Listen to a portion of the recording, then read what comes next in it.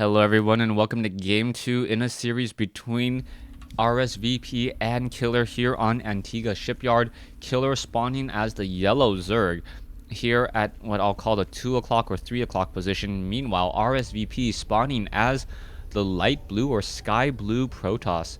Now, based upon the positionings here, I would say that RSVP got very lucky here on Antigua Shipyard to have an easy access to his opponent's third base. The destructible rocks here can easily be taken down, and then having pressure on your farthest base, very difficult for a Zerg. A Zerg player generally wants to expand away from his opponent if possible. If he wants to expand away, he's going to have to expand down over here to the 4 o'clock location, and even then these rocks can be taken down and have pretty easy access as well. Now, RSVP opting to go for a Forge Fast expansion, and hopefully this time around he will not be as supply blocked. We constantly saw RSVP supply blocked during the early portion of the game. He ended up falling behind 20 food during the early stages, and he was never really able to recover as Killer hunted and pecked and was able to poke and prod his way around and getting in some very smart engagements with his larger army, and then ultimately coming out ahead. We can now see the probe just still wandering around. He will not be able to find his opponent for a little bit of time, as we now see an Overlord now positioning himself over here by the Nexus. Now it looks as though it is going to be a fast hatchery here on Antigua Shipyard, and this is going to really benefit Killer. Killer going for that fast hatchery, meaning that he will have more drones more drones up more quickly, as opposed to RSVP, who went for a Forge first as opposed to a Nexus first.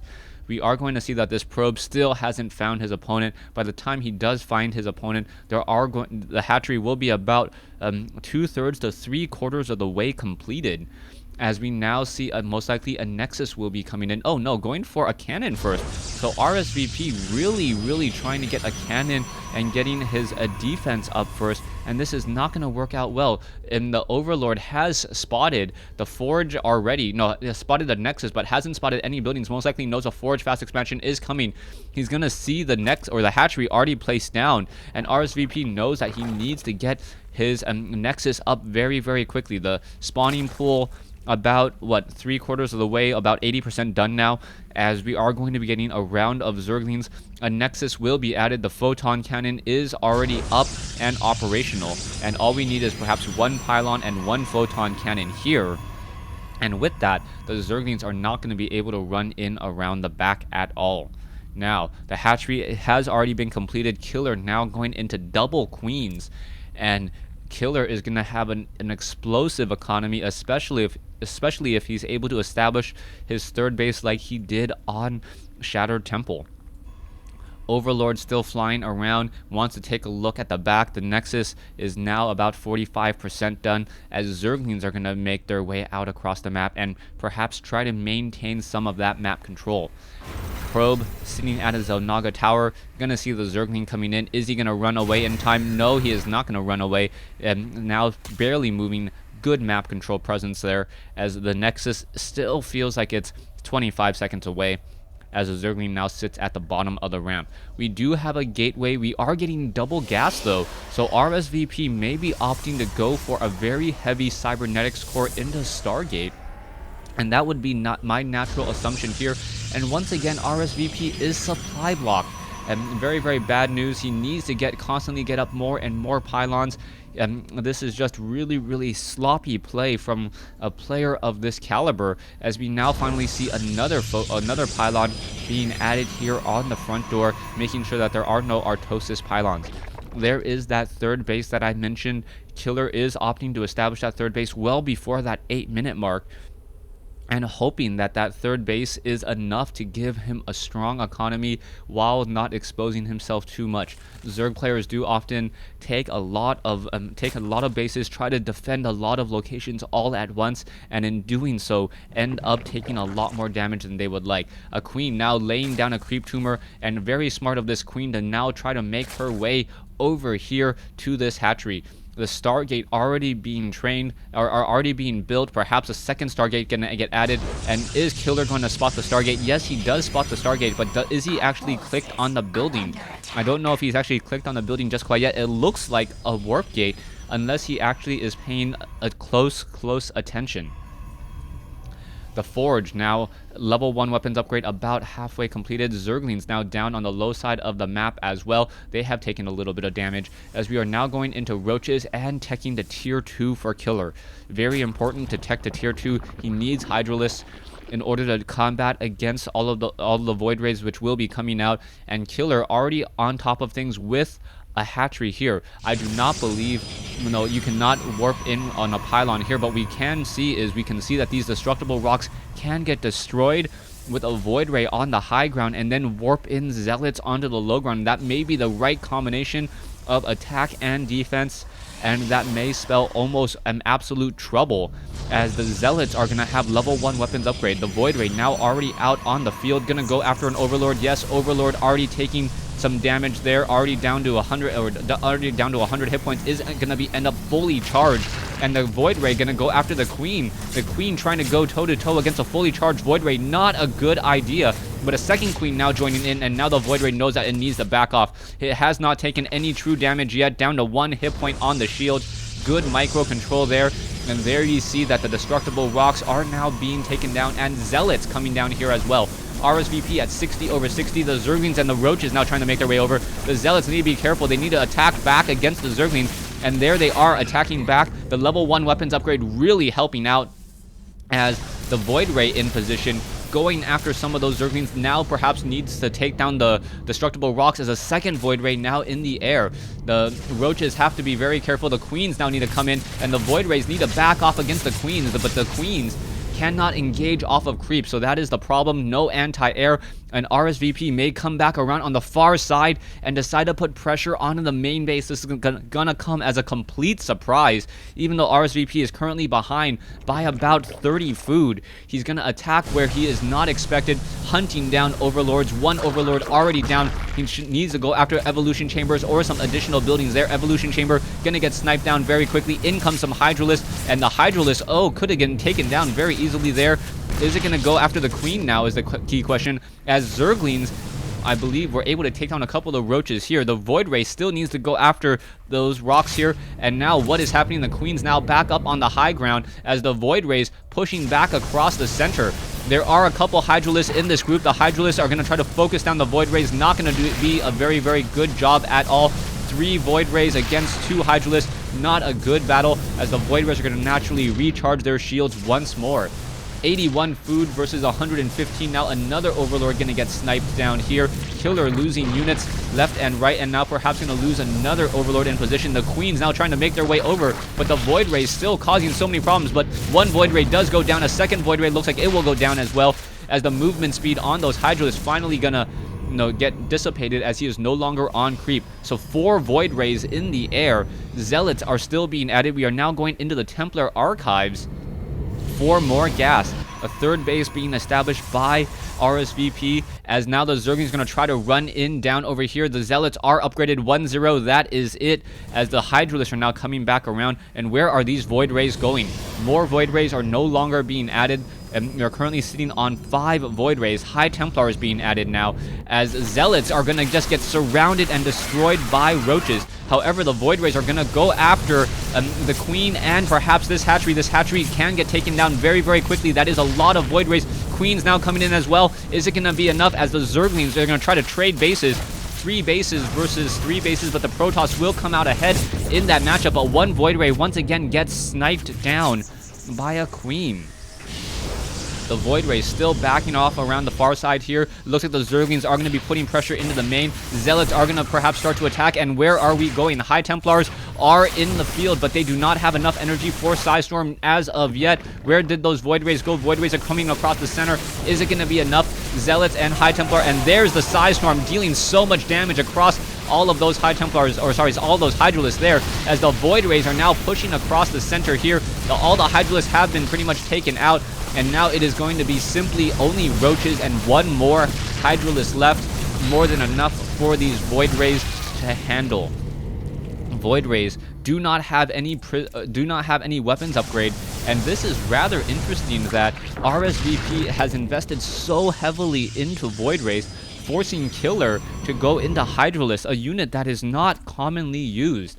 in a Zerg versus Protoss. 64 versus 49 food, and all RSVP needs to do now is get a robotics facility or perhaps get better upgrades and more High Templars to deal with those Hydralisks. Hydralisks are one of those units that are essentially glass cannons, taken out very, very quickly. But the Hydralisk now coming across the center. RSVP needs to back off. No, the Hydralisk getting underneath. Two Void Rays now taken down. And Killer doing the job of taking down these destructible rocks for RSVP, as Killer now knows that with these Hydralisks, he has a superior advantage against the Void Ray tech. RSVP is going to be trying to transition into Colossi now, but it may be too little, too late. Hydralisk now with 1-0 upgrades, soon to be 2-0 upgrades, as all these buildings are now being cancelled. Zealots are going to try to engage. High Templars do have some Psystorm, and Psystorm is eating through many of those units over there. There you go. Now Archons being merged. Archons, a very deadly unit against Roaches and Hydralisk, or just Zerg in general, as Zealots are now surrounding and swarming as well. 122 food versus 82 now. The robotics facility not yet done, as the Archons with level 1 weapons upgrade deals 39 damage per attack. Roach is going to try to engage. Roaches deciding to back off. The Archons definitely need some shields or some shield upgrades in order to go up against these 1-0, soon to be 2-0 upgraded Roaches. Archons still moving around. We'll see how this is all going to work out. 23 shields now being recharged. The High Templar should have enough energy for some critical Psystorms, as we now see 98 food versus 146. Killer just still dominating in this matchup, as we now see the Archons probes. And what is going to go happen here? The Archons are now coming in. We do have 2 Void Rays in the back. The Roaches are really pressured into here. They cannot engage against this group, as the Zealots are able to charge and battle it out. The Roaches still doing a great job. High Templars and Archons now backing off, as the Void Rays getting in some easy damage, easy shots, as the Void Rays are able to attack, move, and RSVP closing out the food gap. 128 versus 100, as we now 110 versus 126. So now down to a 16 food gap, as the momentum is starting to shift. Killer does have this 4th base already operational here at the 4 o'clock location.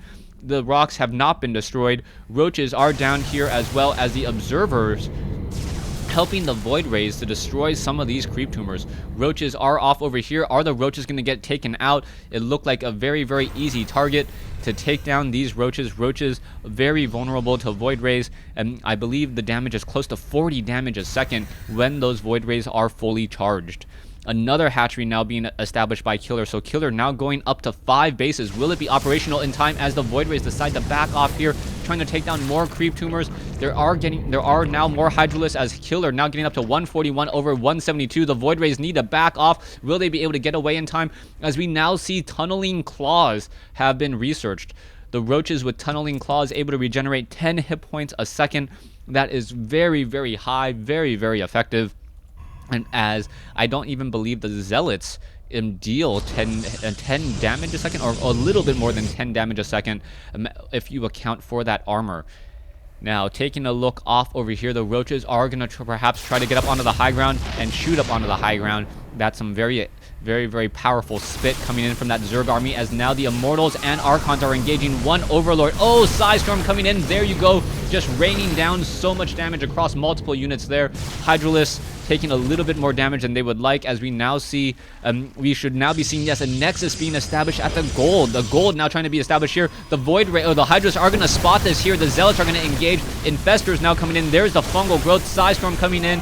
Archons now walking straight through this battle over here. What is going to be happening, as the High Templars are now pushing across the center?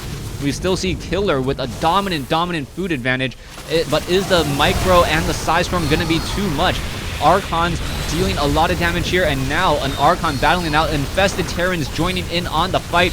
Hydralisks, the Infestors, and the Immortals just pushing back and around. It looks like the Immortals will all get destroyed here, and I believe RSVP losing his main attack force and now being behind 65 food. That is going to be sad news, as 26 Roaches will be hatching in just a moment. 26 Roaches, all upgraded 2-0. 11 more Roaches still being added to this group. This Nexus will get canceled, and RSVP getting killed by Killer here on Antigua Shipyard. Killer's macro just simply amazing.